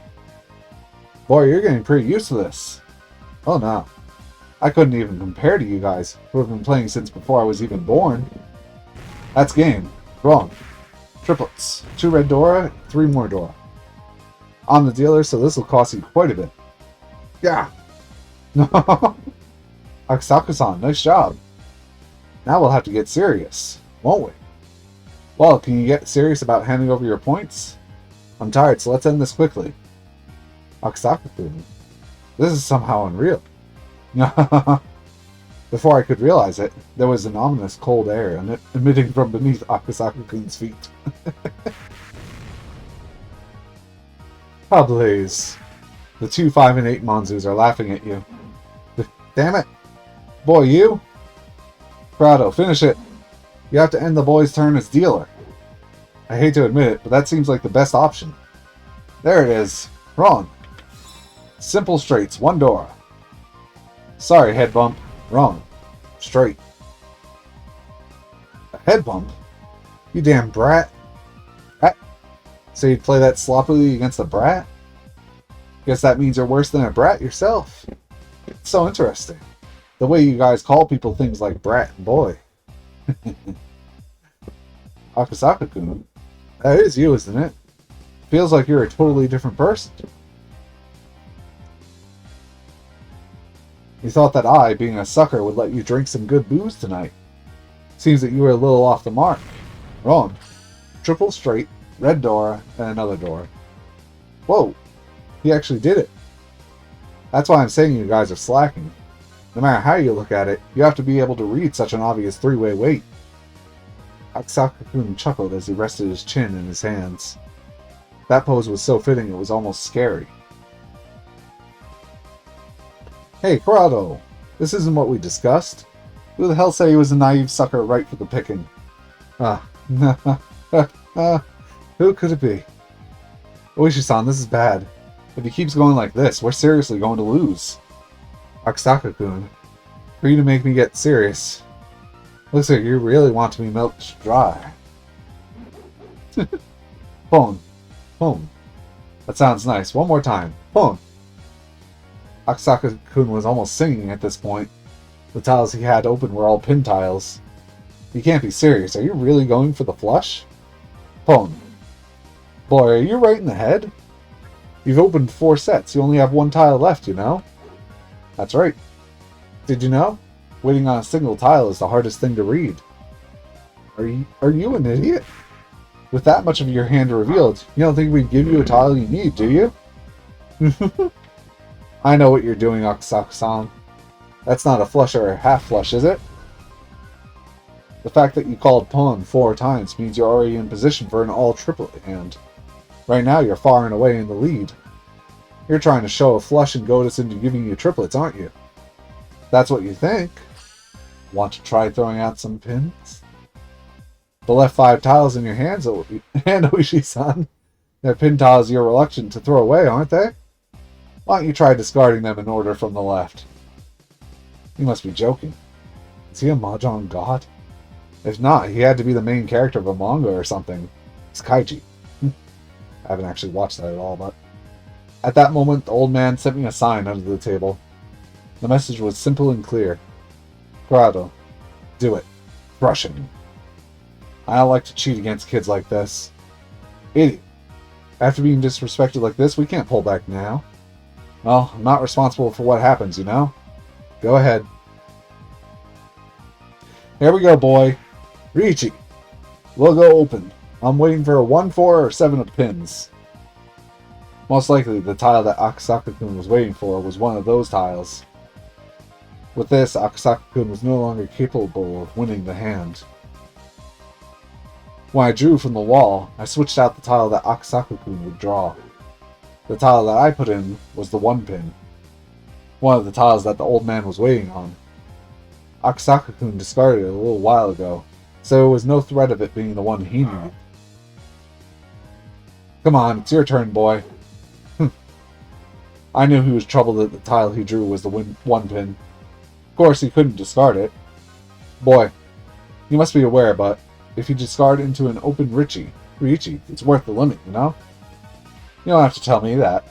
The tile that came from Akasaku-kun's hand was an honor tile. Whew, ain't that something? There's only one north wind tile left, isn't there? You were counting on a really rough wait, weren't you? But with this, Akasaka-kun's fate was decided. Rat. You're lucky you're safe. But your hand only has a single tile. You think you'll be able to run away the rest of this round? So it's going to be like that. Akasaka-kun glared at the old man with a discerning eye. This guy had pretty good instincts. Did he figure out we were cheating? Let's stop this. Akasaka-kun is a step or two ahead of us. Fool! You think we could stop after we come this far? Next, make him draw it. The next tile Akasaka-kun would draw was the 7-pin. With that, it would be settled. No matter which one he discarded, he'd play right into the old man's hand. An unavoidable full payout. When I drew my tile, I sneakily swapped Akasaka-san's. Achoo! Crash. What? Akasaka-kun suddenly sneezed, collapsing the wall of tiles in front of him. Hey, what are you doing? Sorry, I accidentally knocked over the wall when I sneezed. There's a penalty for that, right? I'm the dealer, so 4,000 to everybody? Or is the penalty my point sticks? Unable to hold back, I guffawed. Akasaka-kun, knowing he was going to be cornered the second time and unable to escape, he took the drastic measure of knocking over his own wall. You're good, boy. To get away from a full payout like that. Oishi-san, could you not bother putting me in such an obvious trap? If we were at Baba, this would have been the point where I flipped the table. Oh, no. Sorry. I underestimated you. For some reason, you're really good, aren't you? Answer me honestly. You got a lot of experience when you were younger, didn't you? I played quite a bit around Waseda and Takuda no Baba. The place I was accustomed to going to had pretty high rates, and they chewed me out. I made the woman who would become my wife pretty angry, so I washed my hands of it all. Raised the stakes too high? How much were you playing for at the time? It depends on who I was playing with, but it was more expensive when I played in Kabukicho. The largest stakes I played with were about 20 times the standard rate. 20 times? What kind of stakes were those? Did you have Yakuza at your table? Or pro baseball players? What's this? Grotto! You buffoon! Where'd you pull this professional from? I give up. Jeez. Boy, it's your win. I surrender. Thank you very much. It was an honor. Oh my. Akasaka-san, your personality really changes when you play. Why do you even have a day job? You'd have no problem living as a freelancer. To be a pro mahjong player, you need both talent and luck. I didn't have anything like that supporting me. Luck is luck. With somebody of your skill, I think you'd be able to make it pretty far. Normal luck doesn't cut it. Calling a con in 1 time out of 3, you can aim to win on the extra draw with 4 Dora. That kind of luck. Akasaka-kun, if you can judge something like that, you're already bordering on the supernatural. No, there's plenty of people who could do that without cheating our superpowers.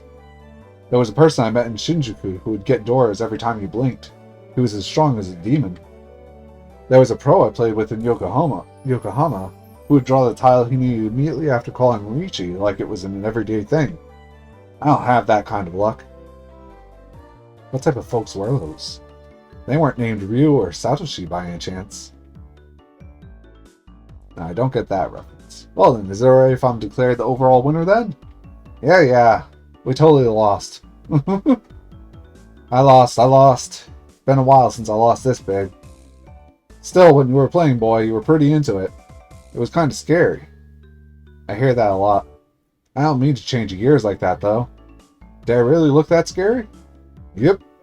The 3 of us nodded empathetically in agreement. So that was Akasaka-kun, the Mahjong prodigy. Before he goes home from his assignment, maybe I could have him go play at a high-stakes table in my place. But it's not good to get greedy. Well then, nothing for it. It was a promise. We'll break up our little late-night study group right now. Sorry about this, old man. That's it for tonight. Nothing you could do. I'm going home to sleep. My body won't last like this. Problems at work? Oh, he's the foreman of the primary construction site at the Hinamizawa Dam. He's butting heads with the residents every day. It's a rough business. Around next year, I might be in charge of the second site as well. I heard that Kuroda-san was pissing blood. He won't hold out much longer. You'll be alright, old man. Your skull is thicker than it looks. Not exactly a saint, you know. There's times that just make my blood boil. I especially can't stand dealing with that bratty daughter of Sonazaki's.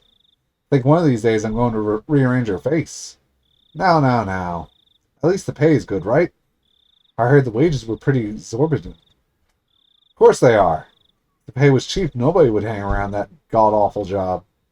Hey, Corrado, exactly when are the police going to tell all the villagers to shove off? There'll be a notice of eviction from the government, right? Maybe. I wonder what will happen. The old man, who identified himself as the foreman of the Hinamizawa Dam, spewed a few complaints until he felt better about it, then left quietly. Well, let's go. I'll leave the rest to Sato-san. Oishi-san, are you going home? If I'm here, I'll just be in the way, won't I? Besides, the one who bought Sato-san's services was you. I didn't pay for my share. Oishi-san was kind of sketchy, but he was strangely conscientious about some things. I felt quite a bit of a gap between myself and Oishi's generation from that part of him that I didn't comprehend. Then, boy. No, I can't call Mr. Mahjong here boy no more. Is Akasaka-kun alright with you? Yes. Then, Akasaka-kun. Shall we go? Well then, Akasaka-san. Later. If you're having any trouble, you can count on me any time. I don't have any more money to pay you, you know that? You can just give back a little of what I lost tonight. Oishi, seemingly still not having his fill of playing around, but without overstaying his welcome, disappeared into the night.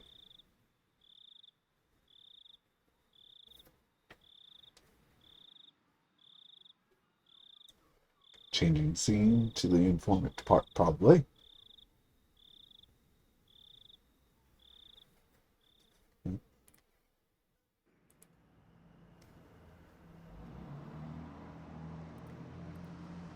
The informant, named Sato-san, had me get into his car before he set off. He favored narrow roads and made numerous short left turns. Checking if we're being followed? Yeah, you know a lot about this. Checking to see if you were being tailed by making left turns was a rather classic technique. If it was just a single pursuer, you could confirm it that way. But if you were being tailed as a team, this archaic method wouldn't let you shake them. Of course, doing it anyway was better than not. I didn't hear anything from the boss as to who you are, Akasaka-kun. Related to the police? If you're familiar with checking for being tailed, the only other possibility I can think of is something like a private detective. If it's not something I have to say, I'd like to refuse to answer that question. My. Ever since we played Mahjong, you seem a lot more mature.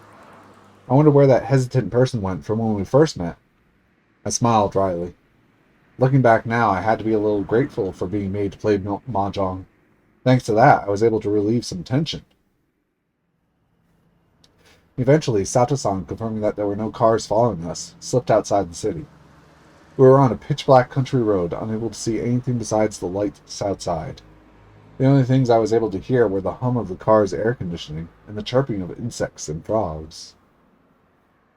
I heard from the boss that you want to hear a bit about Hinamizawa Village, yeah? Like about the old houses known as the three families who control the place? Or that right now it's pretty much the Sonozaki family running things? If you know that much already, I'll cut out the introductions.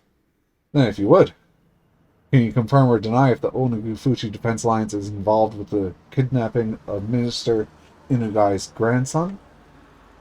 Sato-san checked the rearview mirror one more time to confirm there wasn't anybody behind us before speaking. Last night, the Sonozaki main house held a family council. Did you hear about it from the boss? No.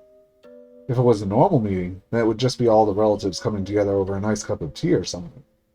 But a family council held by the main house isn't quite so relaxed. A family council held by the Sonozaki main house. That would be a meeting between those who truly controlled Hinamizawa Village. They wouldn't be talking about private family matters. It would be about the village as a whole. About organizing activities against the dam project. Among other things, everything would be decided there. In reality, they were deciding the fate of the village. At the head of the meeting was Oryo Sonozaki, more or less called Empress Sonozaki. As the ultimate decision maker of the clan, she was to be feared and respected.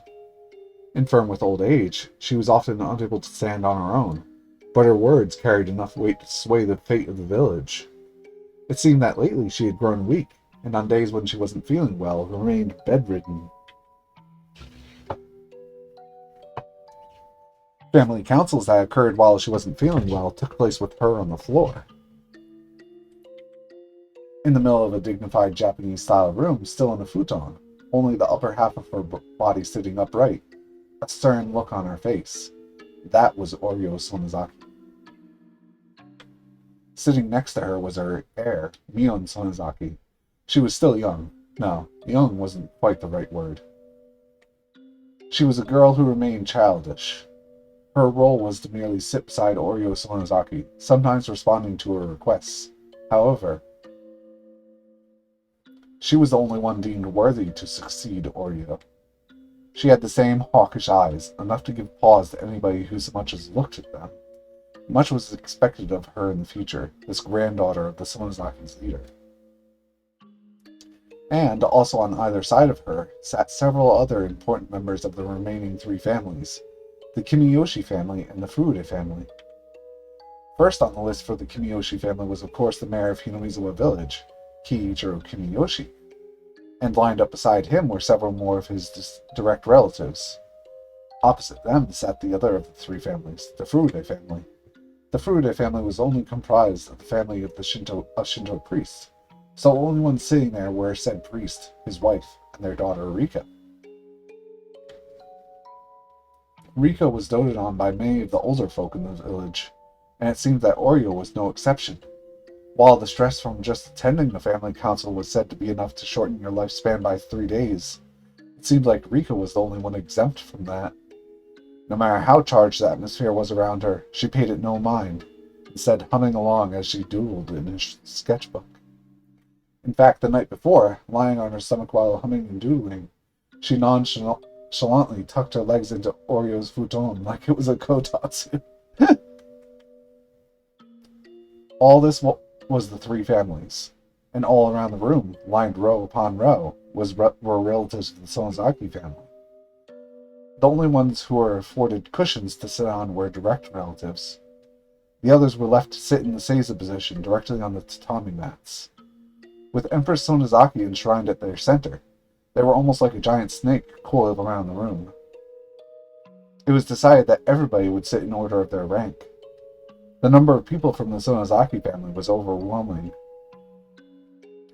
The fact that the Sonozaki family held so many seats at a meeting where everything pertaining to the village was decided made determining where the balance of power was held in the three families as clear as day.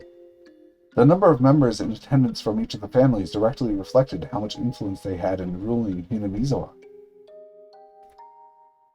What was talked about at that meeting? Sato-san, after remaining silent for a while, quietly began to speak.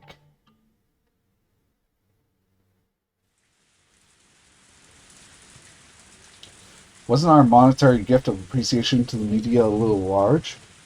Breaking the long moment of silence was the head of the Kimiyoshi family, Kiichiro Kimiyoshi. The Onigifuchi Defense Alliance wasn't a business. They were nothing more than a private organization pushing for the cancellation of the Hinamizawa Dam project, with no reliable source of income. Fundraising had always been a problem. When they first started operating, they had managed to collect a sizable amount of funds through donations. But as the conflict dragged on, that amount was steadily declining. This isn't an era where you can get what you want just by throwing rocks. It's very important you don't underestimate the power of the media, and we want to borrow some of that down the road. The expressions of the people related to the Sonozaki family were sullen. As the one who suggested that they should borrow that power was the family head Oryo Sonozaki. The battle wasn't just about force of arms. In this civilized age, there were civilized methods of fighting. Oryo suggested that, creating a strategy incorporating the mass media. Orio's foresight was spot on, and the effects of that plan, while at first unclear, slowly began to manifest. If the physical confrontation at the construction site was meant to delay progress on the dam by even one day, then the propaganda war using the media was aimed at attacking the dam project itself. At first, there were those who had doubts about that strategy, but there was nobody now who called those results into question. But in order to maintain those media ties, a colossal amount of money was required. As long as the amount of funds they had was abundant, things would turn out fine. It couldn't be argued that it was a massive expense, but the results spoke for themselves. But with the conflict continuing to drag on, the circumstances had changed. The head of the Sonozaki family, no, the one who sat at the pinnacle of the Hinamizawa three families, Oryo, had suggested the idea itself, so it was already untouchable, and continued to be allowed to drain from the budget. Nobody acknowledged that it should be so allowed, but nobody could say anything. That was the price of dealing with the mass media. What do you think, Oryo-san? The only person who could object to a plan proposed by the head of the Sonozaki household herself was probably Mayor Kimiyoshi. Oryo, with a hard-to-define expression on her face, as if she had severed herself from the fetters of mortal emotion, simply listened quietly to Kimiyoshi's words. But really it was hard to tell if she was quietly listening, or didn't even have the intention of listening at all. Last year we went through a lot of trouble getting people to wrap their heads around the price hike on the bulletins we were putting out. We convinced them it was just the one time. It wouldn't do if we just had another one this year. Right, Furude-san? The mayor looked to the priest and his wife from the Furude family for affirmation. The priest gave a vague expression, avoiding a prompt response. But his wife gave her answer without a second thought. That's right. The cost of the bulletins are a particularly harsh burden for the poorer families. Everybody is dealing with it for the sake of the village, but it's best we don't increase the prices anymore. The bulletin was, as its name implied, a bulletin published by the Onigufuchi Defense Alliance. It outlined the Alliance's activities, ideals, and resolve, but you couldn't deny the contents were rather piecemeal.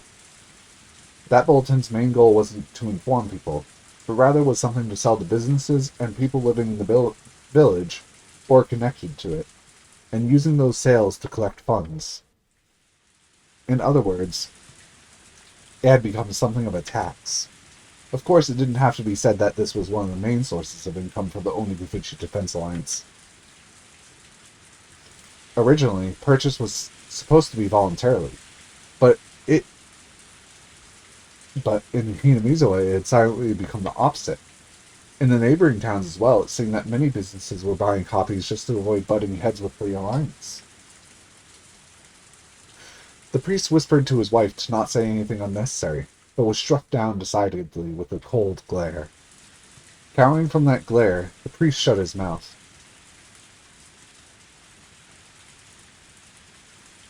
The priest's wife always held the power in their relationship. That was because she was the one who carried the Furude bloodline. The priest merely married into the family. He was nothing more than somebody who adopted the name just to join the three families. He should have been able to find a spot fairly high up in the hierarchy of things, but the lack of authority in his voice meant that he had still not gained any favor. Casting a backwards glance at her rather disparate parents, Rika continued to duel whimsically without paying them any mind. Signaled by a look from Oryo, Mion brought her ear closer to her grandmother. There, something was said to her in a quiet voice. After responding with a couple questions, with a nod from Oryo, Mion looked around the word and conveyed her grandmother's words.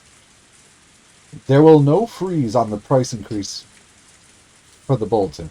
There will be no freeze.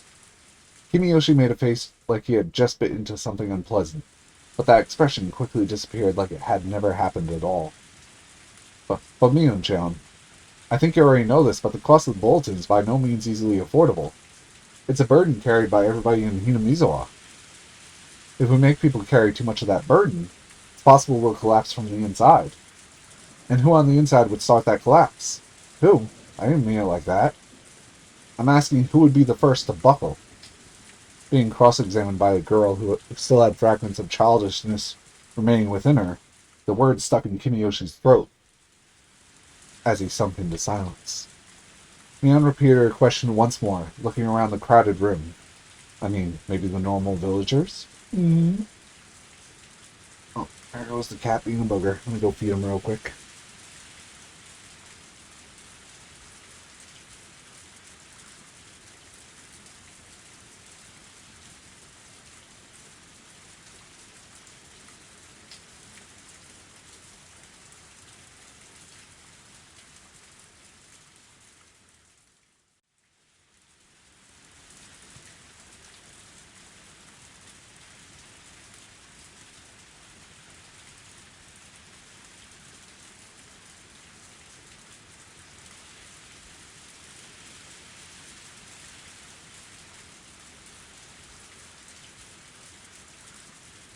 Next line. The words she had spoken were unarguably said in proxy for Oreo. That's why when Mion spoke them, they carried the same weight. But the look in her eyes was different. Like Oreo's, they had a hawkish gaze, strong enough that anybody looking upon them would freeze in their tracks and yield. But that gaze was without question one that belonged to Mion herself, as Mion would eventually inherit everything from Oreo. The day when she would stand up as a young and capable leader in her own right would come. Nobody wanted to believe otherwise for even a minute. That's why nobody even thought of Mion as just some sort of little kid. Kimiyoshi-san, nobody will lose their resolve over something like the price hike on the bulletin. Hmm. Hmm. Kimiyoshi, while grumbling a little bit, made a gesture as if to say he had no objection. The expenses related to the mass media will continue. If those expenses become too much, we'll have no choice but to continue the price hikes. Mion had rendered her judgment. Everybody bowed their heads, silently listening to her words. In the name of Mion Sonozaki, as acting head of the Sonozaki family, I hereby declare that all this shall be effective immediately. There shall be no objections, and any opposition shall be removed by force. The formal decree was read aloud, indicating her judgment. There would be no retrial, but there was a certain authority behind those words that even a courthouse couldn't compare to. If she was a judge, she would have banged her gavel, signaling that the matter was settled. Mion pulled out a large bell from inside her clothes and rang it. Everybody present could only prostrate themselves before the harsh sound of the bell.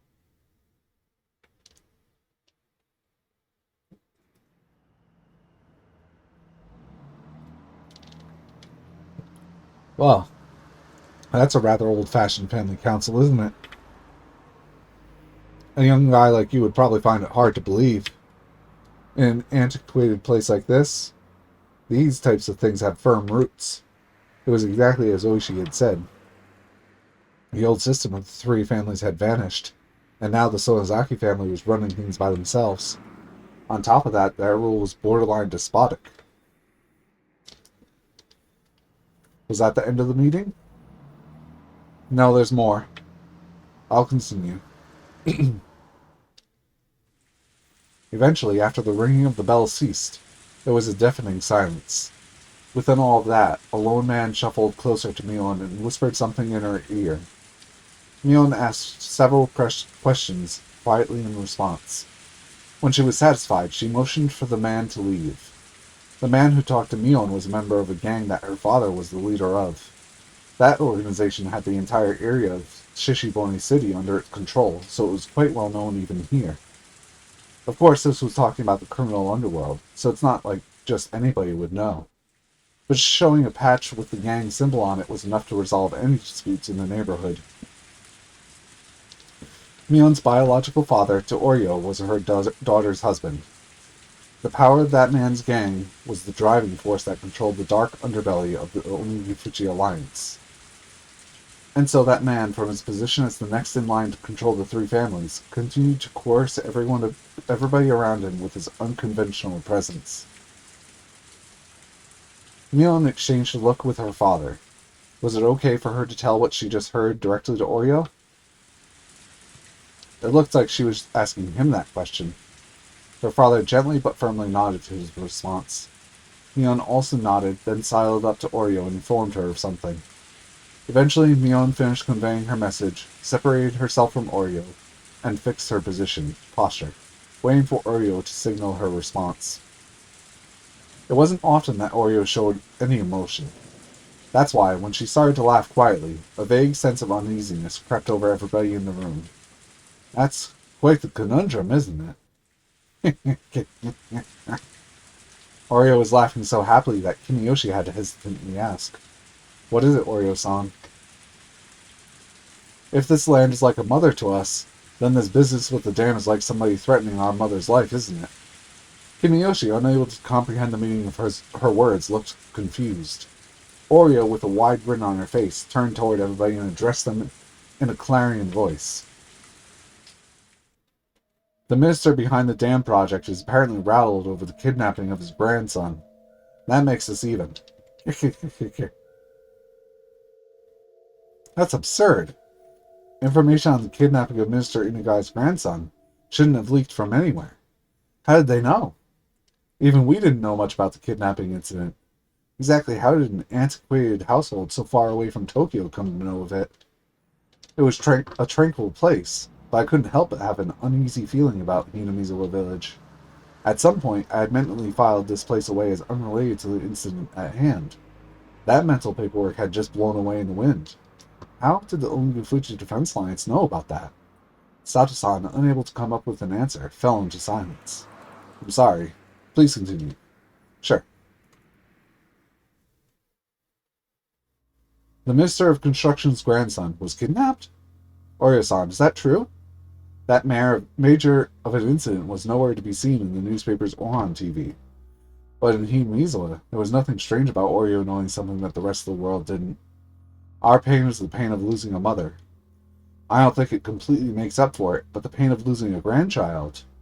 "You'll have to bear with that for a bit. Don't you think?" The last question wasn't addressed to anybody in particular. It was as if she was looking for consensus.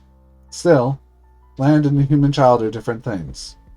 I don't mind hiding him here, but I want no harm to befall him. The child isn't to blame. Make sure to keep that in mind. That means that the Onigufuji Defense Alliance were involved in the kidnapping? Can't say for certain. Why? Even though their leader, Oreo, was clearly giving orders on the treatment of the kidnapped child? Lad, you see? This is what the Sonozaki family always does. Always does? What do you mean by that? Let's say there was a particular problem. One that wasn't exactly favorable for the Sonozaki family. If Oreo shows concern over that particular problem, hearing that, somebody who attended the family council would be helpful. As a result, Oreo's wish would be granted. However, neither Oreo or anybody else would know who actually did it. With this kind of clever little ploy, the Sonozaki family was able to manipulate events even though they had their hands laid out on the table. Then, that means that somebody who was at the family council was the culprit? Or there's the possibility that there was never a culprit in the first place. Oreo herself in that room full of people didn't explicitly say that somebody pulled off the kidnapping. She was just giving her opinion. It was an odd and unpleasantly secretive way of doing things. Were they involved or weren't they? I couldn't see beyond the veil. This much, however, I could say with certainty. This kidnapping was an ironclad secret. No matter how high a position somebody was in, even they wouldn't know about it. If there was somebody who would know about it, they would be connected to public safety. In other words, one of us. The only other options were people connected to the case itself. Including the minister, there would be people affected by the incident, or the people that committed it. In any case, there was no way an old household in a place removed from Tokyo by over 6 hours of highway travel should know about it. Them knowing it all was already strange. My suspicions began to accumulate, like falling snow. That's as much as Oreo said in regards to the kidnapping.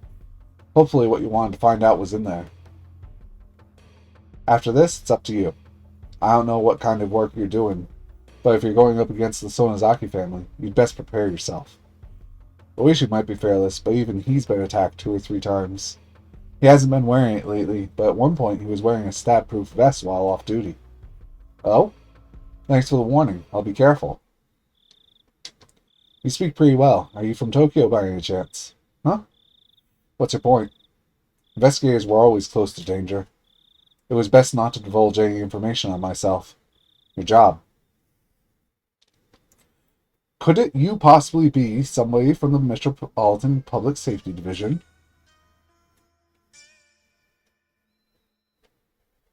I couldn't remain silent here. It would be the same thing as admitting it. Huh? No way! This wasn't accounted for in the money I got from the boss. But as somebody who played at the same table today, I'll give you this one as a freebie. After Oreo talked about the kidnapping, there was one other topic that came up. Another topic that Oreo brought up? And right before he told me this, Sato-san asked if I was from the Metropolitan Public Safety Division? In other words, what those two things meant caused a chill to run up my spine. So you see, that in order to investigate the kidnapping of the minister's grandson, there's word that there will be an investigator from public safety dispatched all the way from Tokyo. An investigator from public safety? They can't be reckless and make a big deal over the kidnapping. So it seems the Metropolitan Public Safety Division is investigating this on their own. Ain't that grand? What is it? Rika, who had been drawing the entire time and was completely uninterested in the conversation up until now, looked at Oreo with an interested face as soon as the topic of public safety came up. Did the Metropolitan Police come? Oh, so Rika-chama knows about the Metropolitan Police Department. That's very admirable. Who came? Is there anybody that knows what kind of guy from public safety came here? Mian's father raised his hand slightly. I hear that it's a nice young piece of fresh meat. Fresh meat? Is it nice and tender? Yeah, it is. Fresh meat. Mian's father smiled wryly as he answered Rika's question. Tender and tasty. Yeah, tender and tasty. Rika smiled with interest. Why did Rika suddenly act interested only when it came to this topic? That was a question that apparently nobody had the answer to. Does Rika-chama know something about this man? I don't know. After a rather flat reply, Rika buried himself underneath Oreo's futon again. But when she buried herself there, Rika no longer started drawing again. Instead, she was making an expression like she was deep in contemplation. What shall we do about him, Mother?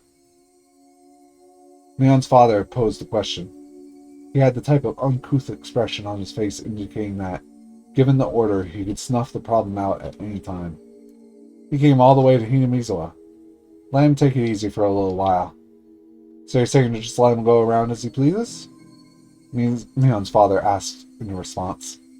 Oreo smiled thinly as she responded. Leave him alone. But, if he starts causing too much mischief, when that happens, don't hold back. I don't enjoy being taken lightly. Is what they talked about apparently. It couldn't be that you're that fresh meat from the Metropolitan Police, are you? It couldn't be. That the sensation of cold, bristling fear began to crawl its way up my back. This family council took place last night. In other words, yesterday. Then today, when I was dressed up as a tourist headed towards Higurashi, my cover was already blown. When I remembered the first person I met when I got to the bus stop, I couldn't breathe. The person at the family council who expressed interest in the man being dispatched from the Metropolitan Police, Rika Furude. And then the person who was waiting for me the whole time in the bus shelter, Rika Furude.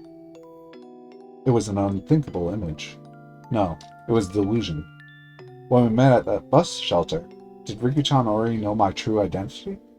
Did she know that I was Akasaka, dispatched from the Metropolitan Police Department, and come to meet me? Then, including Mayor Kimiyoshi, every villager that I met, everybody knew but just pretended not to? Because Oreo had given instructions not to interfere? Thinking about it logically, it didn't seem possible. I met quite a number of people. If there's people that are good at acting, then there's people who are bad at hiding things. If there was that many people, then there should have been somebody among them who knew I was from public safety and couldn't hide their hostility. However, I didn't feel any presence like that. But then, even still, why did Oreo tell them to leave me alone?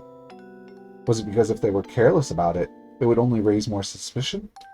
Or was it because they believed a rookie like me wouldn't be able to find anything? Akasaka is a coward. I recalled that strange voice which could only make me believe that Rikichan had been possessed. That unknown entity, no matter how you looked at it, knew my true identity from the get-go. And then, how did it warn me again? That's right. It warned me to hurry up and go back to Tokyo. Instead of the realistic worry that the Onizufuchi defense lines had discovered my identity, the absurd worry brought on by the unknown girl stuck with me more. What exactly was that girl? What was the thing I would eventually regret? That mysterious girl, Rika Furude. Let's stop this. Everything I was thinking of right now was merely conjecture. Tomorrow, first thing in the morning, I'll report everything I heard right now to HQ, and await further orders. There was no mistaking that the possibility that the Onizufuchi defense lines were related to this case was there. And that the fact that my cover was blown meant I was in a precarious position. But as everybody at HQ was already extremely busy, they might not be able to spare the support. Is that everything? If you want, I could drop you off wherever you like. Ah, sorry. In that case, the station where we originally met, please. A rural road where even a street light was rare. I couldn't see anything. I wasn't aware of anything but the asphalt that was lit up by the headlights. Outside of that light, was it simply darkness? Or was there something lurking there, waiting to strike? I had to think I drew the short straw here. I wanted to go back to Tokyo. For some reason, the voice of the girl warning me to go back to Tokyo still lingered in my head.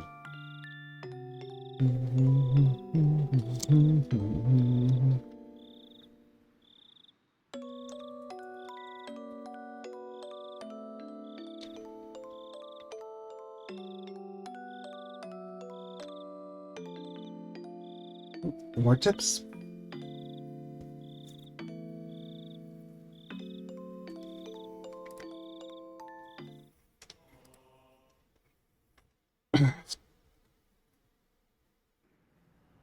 Yeah. Yesterday when we met at the restaurant in Ginza, that topic popped up. That's overstepping their boundaries, isn't it? They're meddling too much with public safety. If they keep doing that, they're going to set a bad precedent. It seems that Minister Inugai is openly uncomfortable about the way public safety is doing things. The Vice Minister is probably going to say something to that effect during Monday's debate session. But what can we do? We can only have the Director address the Vice Minister. That's why we pay him the big bucks. Well, if it comes to that, they're going to ask him for proof that the Minister is being threatened. Sometimes I don't know what side he's on. If he's not on ours, then what? Well, he's probably getting some pressure from the Minister. We'll probably just have to proceed with the investigation while he sweats it out in the Vice Minister's office and buys us some time. He might get so wrung out to dry that all that'll be left are dregs, though. So, how's the investigation going? All the juicy leads I was pinning my hopes on turned out to be duds. Honestly, I'm at a loss. There are reports that the Hinamizawa Dam project has been showing up a lot lately in the Minister's press releases. So what about that? Well, you say showing up, but it's really more of a very slight feeling that something's strange. He just happened to mention it during his speech at the rectal forum, so it just might have been something that he was mentioning, because it was relevant at the time. If I remember correctly, a local organization there was protesting quite violently, no? The Onizufuchi defense lines. I think Akasaka-kun was investigating that. I think those guys could possibly be behind what's happening now. Even if we can't say there's anything overtly suspicious about them, it might not be prudent to remove them from the picture. Akasaka-kun reported in passing that he couldn't deny that possibility. Then, isn't there merit in investigating them? We're going through everything with a fine-toothed comb, so if they're one of the suspicious groups that are left, we'll eventually have to. Well, they're not the only group we should investigate, right? If we're just talking about groups that are as suspicious as Onizufuchi, there's quite a few of them. We don't have the men, the time, or the money for it all. I'll try asking for more details from Aksa-kun. I feel like we should pay some extra attention to this defense alliance. He's reported that he's established a rapport with the villagers. It also seems that he's collaborating with the local police. Keep your contact with Akasaka-kun on the down low. Also, if there's anything in his info that merits investigation, it's possible we can send reinforcements. Got it. Ah, sorry. Chief Kataoka. There's a phone call from the director. Should I transfer it over here? Ah, no, it's okay. I'll head over there. Yes, hello?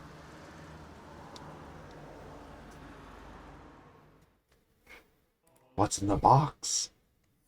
Is it the grandson's ear? Do you believe that there are choices in life? There are many people who lament the following.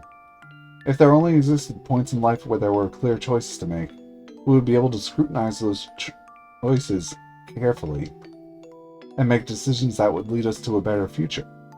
Every time I hear people lament as such, I cast it off as a rather trivial worry. Even if you were given a clear choice, it wouldn't be meaningful at all, and there wouldn't be any such path to a better future. Is this hard to understand? Let's pretend that in front of you there are two strange boxes. In other words, you have two clear choices. Do you open the red box or the blue box? A lot of things would be uncertain even with that choice, wouldn't they? If you don't have the option of opening neither, then your choice boils down to the natural impulse of opening the box that holds the better result for you. Then, after examining the shape and features of each, and pondering a great many things, you have to pick either the red or the blue. If this was you, which box would you open? Blue. Red or blue? If you were to go by their traditional meanings, then red would be a dangerous, threatening color.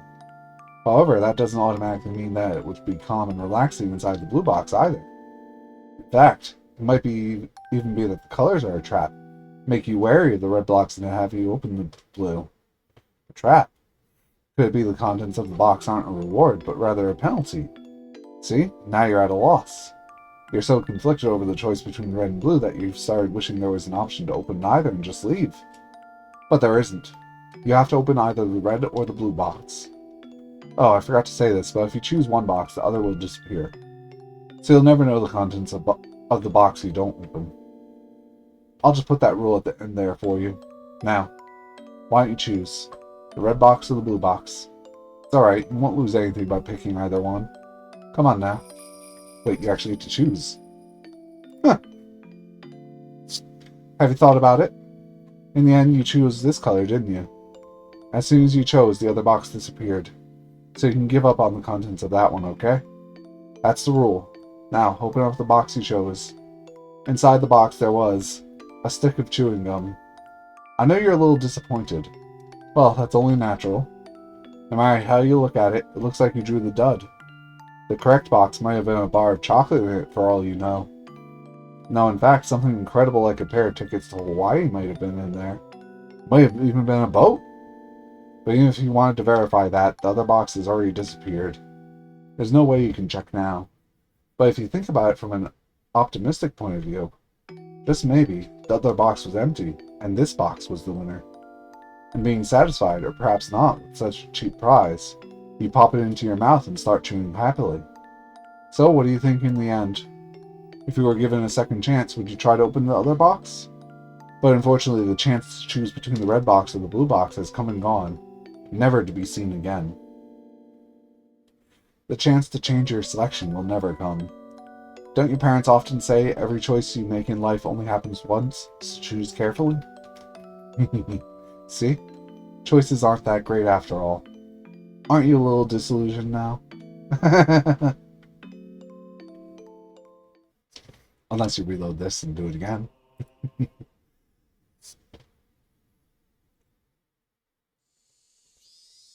Uh-huh, yes.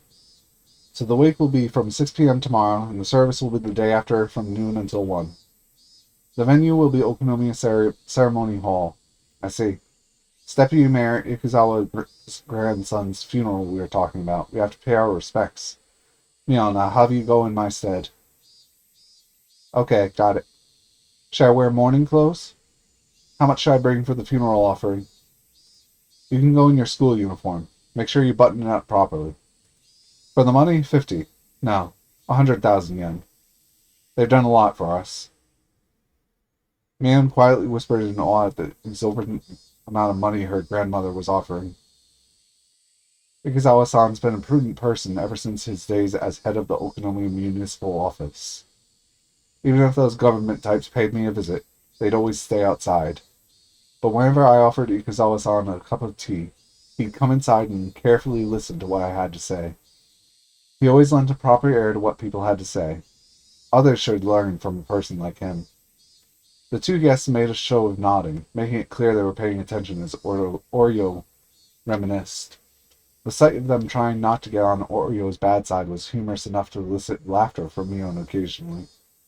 How young was Deputy Mayor Ikuzawa's grandson when he died? 11 years old, apparently. Oreo closed her eyes and shook her head lightly, lamenting the loss of such a young life. If I recall correctly, he said he only had one grandchild. How sad. It's nothing worse for a parent than outliving their offspring. You're really nice to other people, Granny. If Shion or I died, would you be this sad? Don't be stupid. Saying something like that is bad luck. Having got the reaction she expected, Mion cackled. The two guests, unsure if they were supposed to laugh along, instead forced awkward smiles. We'll take our leave for today, then. We'll be by tomorrow evening at 5 to pick you up.